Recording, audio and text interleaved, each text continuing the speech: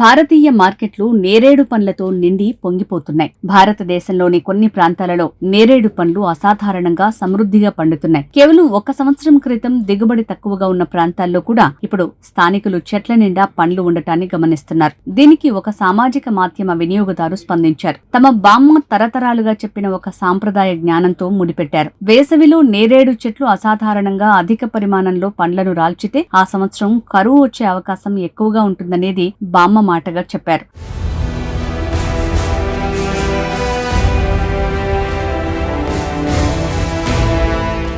నేరేడు శాస్త్రీయ నామం సిజిజియం క్యుమిని. ఇవి మార్చ్, ఏప్రిల్ నెలల మధ్య పూస్తాయి. ఈ సమయంలో పూసే చిన్న తెల్లని సువాసన గల గుత్తులు కాయలుగా మారతాయి. కాయలు ఏర్పడటానికి ముందు ఈ గుత్తులకు తప్పనిసరిగా పరాగ సంపర్కం జరగాలి. ఈ సమయంలో కురిసే వర్షమే దీనికి శత్రువు. ఇది పువ్వుల నుంచి పుప్పొడిని రాల్చేస్తుంది. పరాగ సంపర్క కారణాలను కొట్టుకుపోయేలా చేస్తుంది. లేత కాయలు అభివృద్ధి చెందక ముందే రాలిపోయేలా చేస్తుంది. ఈ ఏడాది మన దేశంలోని చాలా ప్రాంతాల్లో ఋతుపవనాలకు ముందు వచ్చే వసంతకాలం అసాధారణంగా పొడిగా ఉంది. అరేబియా సముద్రం నుంచి వచ్చే ఋతుపవనాల ప్రవాహం నిలిచిపోయింది.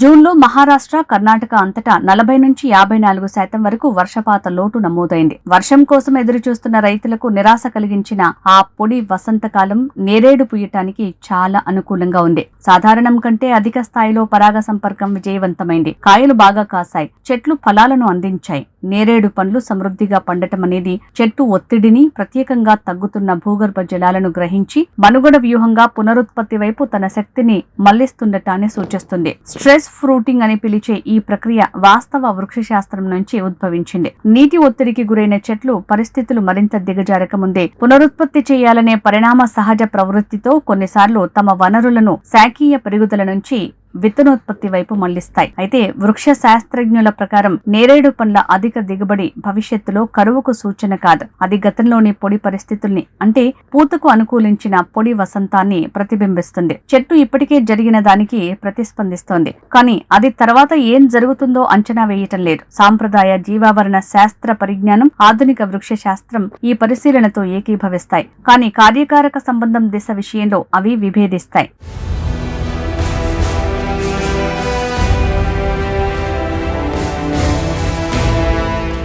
మధ్య తూర్పు పసిఫిక్ మహాసముద్రంలో సముద్ర ఉపరితల ఉష్ణోగ్రతలు కాలానుగుణంగా పెరగటాన్ని సూచించే ఎల్నినోను జూన్ 11, 2026న భారత వాతావరణ శాఖ ప్రకటించింది. ఆసియా అంతటా వాతావరణ ప్రసరణ సరళిని ఎల్నినో మారుస్తుంది. దీనివల్ల భారతదేశం వైపు తేమను తీసుకువచ్చే గాలులు బలహీనపడి ఉపఖండం అంతటా వర్షపాతం తగ్గుతుంది. ఎల్నినో సంవత్సరాల్లో భారతదేశంలో సాధారణం కంటే తక్కువ ఋతుపవన వర్షపాతం, కొన్ని సందర్భాల్లో తీవ్రమైన కరువు ఏర్పడతాయి. ఐఎండీ ఇప్పటికే తన 2026 ఋతుపవన అంచనాను దీర్ఘకాలిక సగటులో 90% సవరించింది. మొత్తం మీద ఋతుపవన కాలంలో వర్షపాతం లోటుగా ఉండే అవకాశం 60%గా పేర్కొంది. ఎల్నినో సృష్టించిన ఈ పొడి ఋతుపవన పూర్వ పరిస్థితులు నేరేడు చెట్టుకు ఒక వరం లాంటివి. నేరేడుకు అవసరం లేని అవే వర్షాలపై ఆధారపడిన రైతులకు మాత్రం పరిస్థితి చాలా దారుణంగా ఉంది. చివరికి ఆ పండుకు కరువు హెచ్చరికకు మధ్య పెద్దగా తేడా లేదని తేలింది. వాతావరణ సరళి మారుతున్న కొద్దీ నేరేడు పండ్లను అధికంగా ఇచ్చే పొడి వసంతాలు తరచుగా సంభవిస్తున్నాయి.